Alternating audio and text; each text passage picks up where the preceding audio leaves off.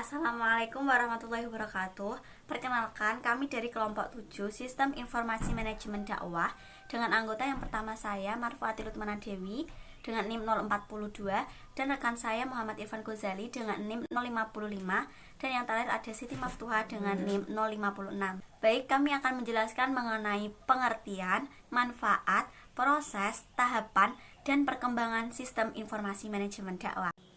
Yang pertama adalah pengertian sistem informasi manajemen dakwah. Di sini ada kata sistem, informasi, manajemen, dan dakwah. Mereka ada pengertian tersendiri. Yang pertama, definisi sistem.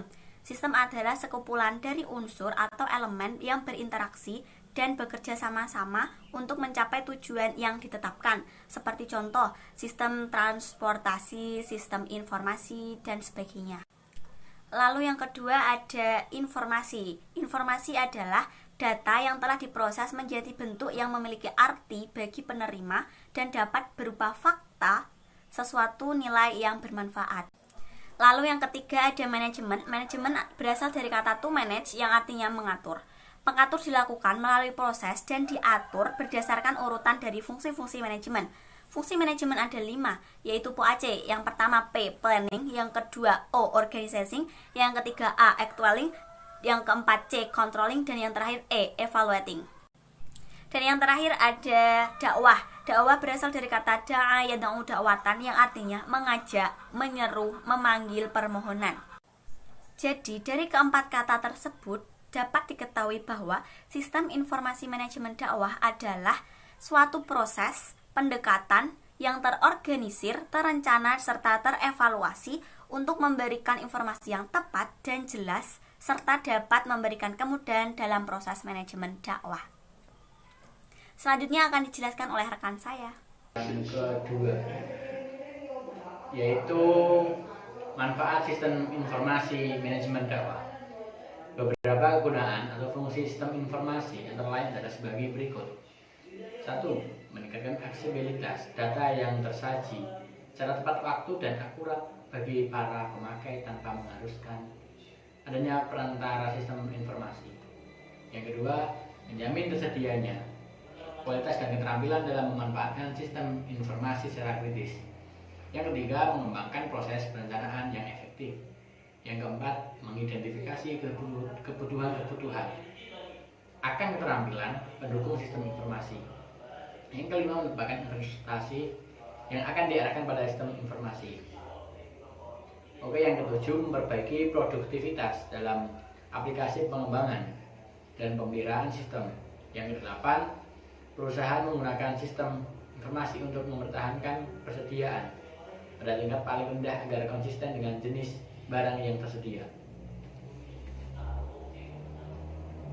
Dalam materi yang ketiga yaitu tahapan sistem informasi manajemen dakwah. Yang pertama, data. Data adalah fakta ataupun yang dapat digunakan sebagai input untuk menghasilkan informasi. Saat ini data tidak selalu dalam kumpulan huruf-huruf dan bentuk kata ataupun kalimat. Kedua, informasi. Informasi adalah segala sesuatu yang terdiri dari fakta dan data yang kemudian disebarkan baik itu melalui media maupun secara langsung hingga orang lain yang tadinya tidak tahu menjadi tahu. Konsep dasar informasi dapat dijelaskan dengan beberapa definisi sebagai berikut. Yang pertama, data yang diolah menjadi bentuk yang lebih berguna dan lebih berarti bagi yang menerimanya. Yang ketiga, suatu yang nyata atau setengah nyata yang dapat mengurangi derajat ketidakpastian tentang suatu keadaan atau kejadian. Ketiga, suatu sistem informasi dikatakan bernilai bila manfaatnya lebih efektif dibandingkan dengan biaya mendapatkannya, dan sebagian besar informasi tidak dapat tepat diakses dengan satuan nilai uang. Dengan adanya sistem informasi, kita dapat melaksanakan komputasi numerik bervolume besar dan dengan kecepatan yang tinggi.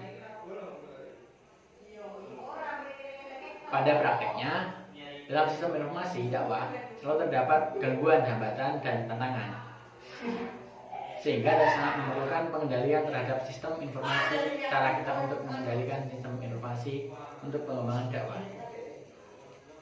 Dalam pengembangan sistem informasi ada beberapa metode yang harus dilakukan, diantaranya satu, metode outsourcing.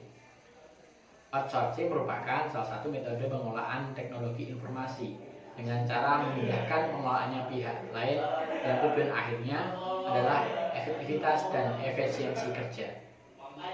Yang kedua, metode insourcing. Metode ini metode pengembangan dan dukungan sistem teknologi informasi yang dilakukan oleh staf pada suatu divisi fungsional dalam organisasi dengan atau tanpa bantuan dari ahli sistem informasi. Yang ketiga, metode prototyping merupakan suatu pendekatan yang membuat suatu model yang memperlihatkan fitur-fitur suatu produk, layanan, ataupun sistem usulan.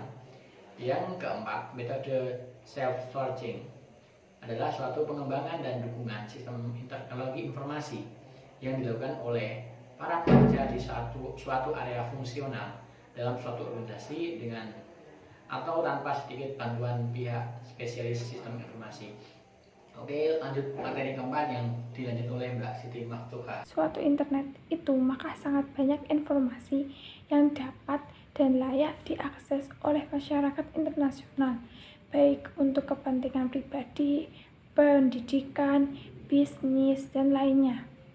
Nah, di mana munculnya jaringan internet dianggap sebagai sebuah revolusi dalam dunia komunikasi dan informasi. Dan ini sangat menguntungkan.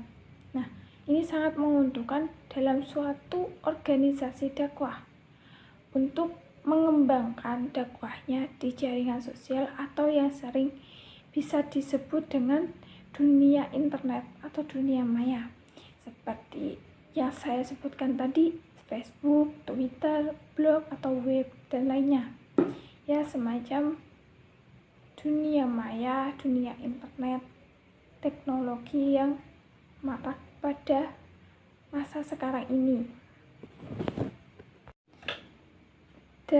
Ada juga dalam pengembangan sistem informasi, ada beberapa metode yang harus dilakukan, yaitu yang pertama, metode outsourcing. Nah, outsourcing ini merupakan salah satu metode pengelolaan teknologi informasi dengan cara memindai pengelolaannya pihak lain yang tujuan akhirnya adalah efektivitas dan efisien kerja. Yang kedua yaitu metode insourcing. Nah, insourcing ini merupakan metode pengembangan dan dukungan sistem teknologi informasi yang dilakukan oleh staf-staf pada suatu divisi fungsional dalam organisasi dengan atau tanpa bantuan dari ahli sistem informasi. Yang ketiga yaitu metode prototyping. Nah, prototyping ini merupakan suatu pendekatan yang membuat suatu model yang memperlihatkan fitur-fitur suatu produk, layanan, atau sistem usulan. Yang keempat yaitu metode self-searching. Nah, self-searching ini adalah suatu pengembangan dan dukungan sistem teknologi informasi yang dilakukan oleh para pekerja di suatu area fungsional dalam suatu organisasi dengan atau tanpa adanya sedikit bantuan pihak spesialis sistem informasi. Nah, suatu organisasi dakwah. Nah, dengan adanya sistem informasi dakwah ini, kegiatan dakwah akan lebih searah atau terukur keberhasilannya, melihat gelagat pemakaian teknologi yang ada pada saat ini dari umat, seperti penggunaan telepon seluler atau internet. Internet itu seperti Facebook, email, Twitter, blog, atau web. Nah, kegiatan dakwah yang seperti ini harus mampu memaksimalkan media-media tersebut. Maksudnya, mengaplikasikan sebuah internet tersebut. Dengan adanya suatu internet itu, maka sangat banyak informasi yang dapat dan layak diakses oleh masyarakat internasional, baik untuk kepentingan pribadi, pendidikan, bisnis, dan lainnya. Nah, di mana munculnya jaringan internet dianggap sebagai sebuah revolusi dalam dunia komunikasi dan informasi. Dan ini sangat menguntungkan. Nah, ini sangat menguntungkan dalam suatu organisasi dakwah untuk mengembangkan dakwahnya di jaringan sosial atau yang sering bisa disebut dengan dunia internet atau dunia maya, seperti yang saya sebutkan tadi, Facebook, Twitter, blog atau web, dan lainnya. Ya, semacam dunia maya, dunia internet, teknologi yang marak pada masa sekarang ini. Ada juga dalam pengembangan sistem informasi, ada beberapa metode yang harus dilakukan, yaitu yang pertama metode outsourcing. Nah, outsourcing ini merupakan salah satu metode pengelolaan teknologi informasi dengan cara sosial atau yang sering bisa disebut dengan dunia internet atau dunia maya, seperti yang saya sebutkan tadi, Facebook, Twitter, blog atau web, dan lainnya.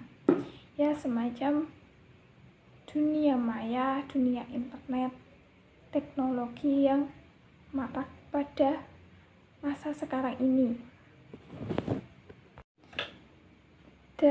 Ada juga dalam pengembangan sistem informasi, ada beberapa metode yang harus dilakukan, yaitu yang pertama metode outsourcing.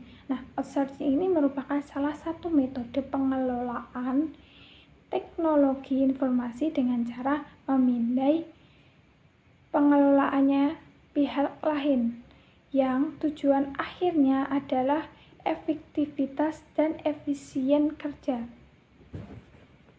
Yang kedua yaitu metode insearching. Nah, insearching ini merupakan metode pengembangan dan dukungan sistem teknologi informasi yang dilakukan oleh staf-staf pada suatu divisi fungsional dalam organisasi dengan atau tanpa bantuan dari ahli sistem informasi. Yang ketiga yaitu metode prototyping.